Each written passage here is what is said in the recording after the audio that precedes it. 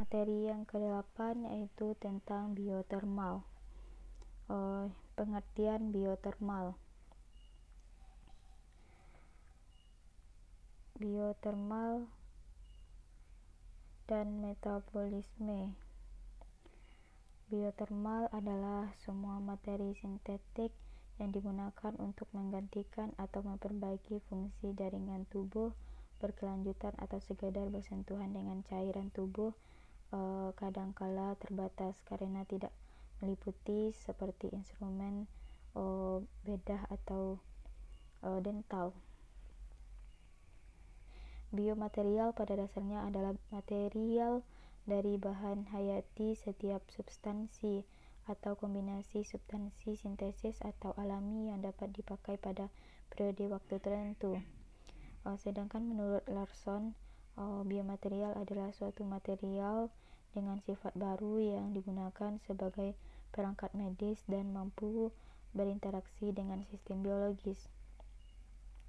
Biomaterial adalah material yang mengalami kontak langsung dengan sistem biologis pada makhluk hidup. Material tersebut diharuskan memiliki beberapa persyaratan, antara lain menimbulkan pengaruh buruk pada tubuh, memiliki ketahanan terhadap korosi dan memiliki ketahanan terhadap korosi, memiliki kekuatan yang baik, terutama kekuatan fisik dan ketangguhan. Fungsi biomaterial sebagai pengganti bagian yang rusak, berperan dalam proses penyembuhan, memperbaiki fungsi tubuh, membantu diagnos dan perawatan, memperbaiki kualitas hidup sehingga menciptakan saraf kesehatan yang lebih baik, menyelamatkan jiwa banyak orang. Metabolisme merupakan reaksi kimia dalam sel-sel tubuh yang mengandung makanan yang mengubah makanan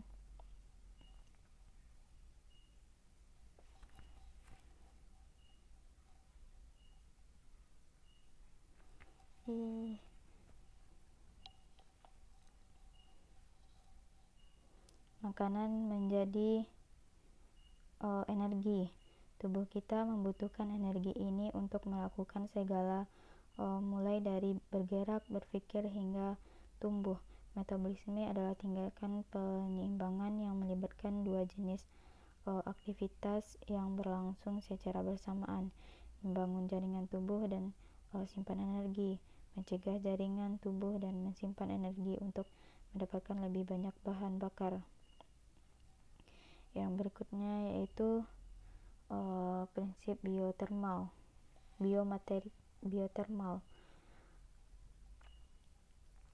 Menurut hukum Van Hoff, yaitu menurunnya reaksi kimia tubuh seiring dengan menurunnya temperatur tubuh.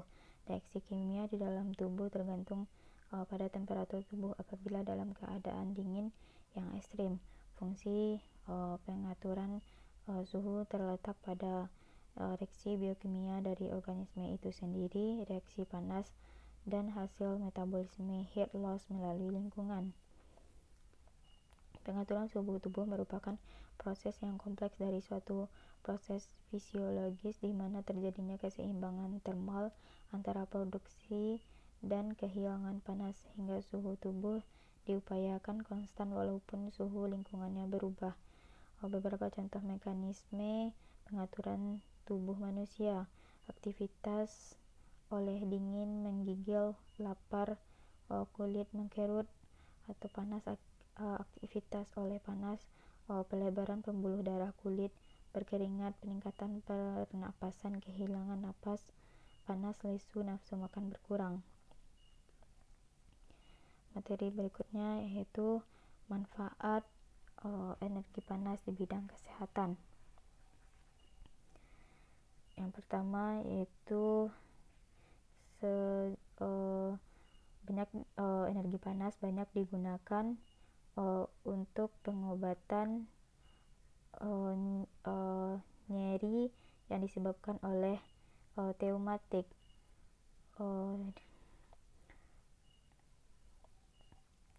Perlu diketahui bahwa energi panas memang memiliki manfaat yang sangat besar untuk kehidupan kita. Jangan lupa juga untuk kesehatan kita. Selain memiliki manfaat sejak dahulu, sudah digunakan dalam bidang kesehatan seperti kantong udara panas, handuk panas, bak coki atau mandi up, box lumpur atau lumpur panas.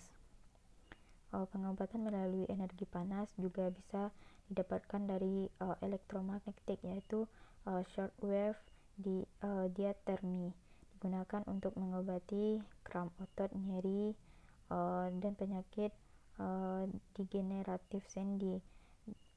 Yang berikutnya microwave diathermy, digunakan untuk fraktur strain dan sprain, bursitis, radang tendon.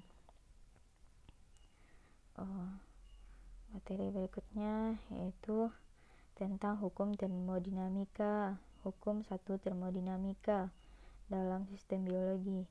Hukum termodinamika adalah prinsip persatuan biologi yang penting. Prinsip-prinsip ini mengatur proses kimiawi atau metabolisme di semua organisme biologis.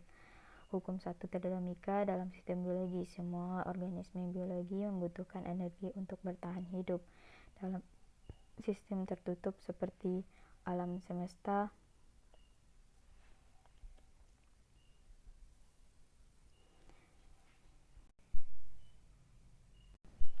dalam fotosintesis, energi disuplai oleh matahari. Energi cahaya diserap oleh sel-sel di daun tanaman dan diubah menjadi energi kimia. Energi kimia disimpan dalam bentuk glukosa yang digunakan untuk membentuk karbohidrat kompleks yang diperlukan untuk membangun massa tumbuhan. Energi yang disimpan dalam glukosa juga dapat dilepaskan melalui respirasi sel.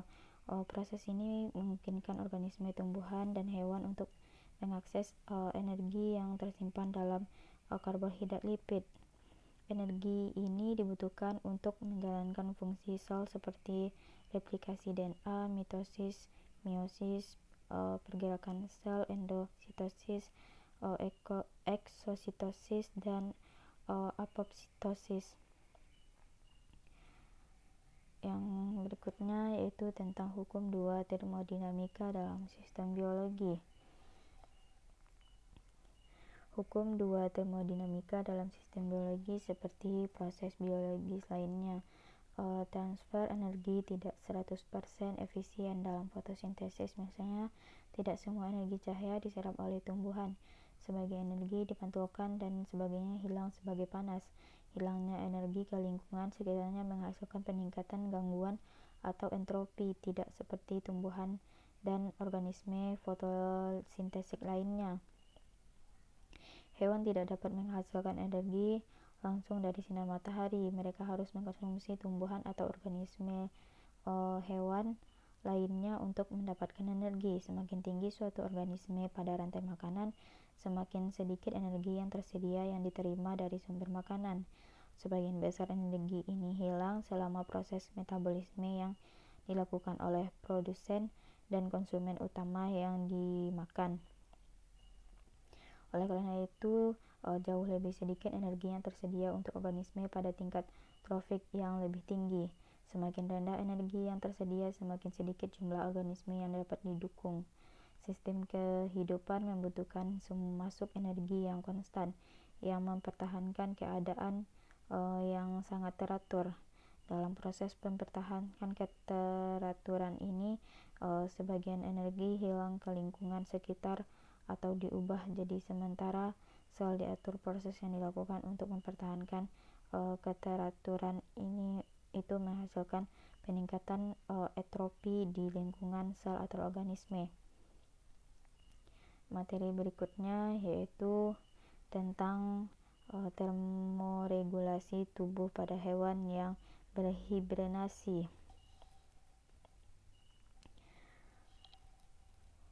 Hibernasi adalah suatu keadaan fisiologis yang memungkinkan kelangsungan hidup selama periode panjang, suhu dingin dan persediaan makanan yang berkurang, di mana metabolisme menurun, sistem denyut jantung dan pernapasan menurun, dan suhu tubuh dipertahankan pada level yang lebih rendah dibandingkan dengan normal, ditinjau dari segi kemampuannya untuk mengatur temperatur tubuh binatang. Penggolongan tersebut didasarkan kepada kenyataan apakah binatang tersebut terasa dingin atau hangat badannya bila disentuh. Secara lebih tepat, berdasarkan kemampuan binatang untuk mempertahankan temperatur tubuhnya agar relatif konstan dan tidak berubah karena dipengaruhi oleh temperatur sekitarnya. Kita dapat menggolongkan binatang ke dalam bidang ektoderm dan endoderm. Binatang ektoderm merupakan temperatur tubuhnya sangat ditentukan atau tergantung kepada temperatur lingkungan tempat mereka saat itu berada. Sebaliknya, binatang endoderm merupakan mampu melangsungkan termoregulasi melalui mekanisme penyesuaian perilaku dan lebih penting pengaturan fisiologi. Jenis binatang yang demikian itu hanya mampu mempertahankan temperatur tubuh melalui penyesuaian perilaku, misalnya dan berpindah tempat mencari bagian habitat yang lebih dingin atau lebih hangat sesuai dengan diinginkannya. Karena itu temperatur tubuh tidak bisa konstan dan akan berubah mengikuti perubahan temperatur luar tubuhnya. Semua binatang memang menghasilkan panas metabolisme untuk mempertahankan temperatur tubuhnya, namun binatang endoderm tidak mampu menyesuaikan produksi panas metabolisme dan mengendalikan kehilangan panas tubuhnya melalui mekanisme fisiologi. Materi berikutnya yaitu tentang aliran energi dalam sistem biologi di alam. Pengertian aliran energi adalah rangkaian urutan perpindahan bentuk energi satu ke dalam bentuk energi yang lain, dimulai dari sinar matahari, lalu ke produsen, ke konsumen primer, kemudian ke tingkat tinggi sampai ke saproba. Aliran energi juga dapat diartikan perpindahan energi dari satu tingkat trofik ke tingkat berikutnya. Aliran energi dalam ekosistem perairan itu ada matahari, fitoplankton, ubur-ubur, penyu. Yang berikutnya matahari, fitoplankton, siput, ikan, dan hiu. Matahari, fitoplankton, zooplankton, ikan paus. Aliran energi ekosistem ada matahari, rumput, ulat, ayam, musang. Matahari, padi, belalang, ayam, dan ulat. Matahari, buah-buahan, manusia. Mungkin hanya itu dari materi yang ke-8 ini. Saya akhiri dengan wabillahi taufiq wa hidayah. Wassalamualaikum warahmatullahi wabarakatuh.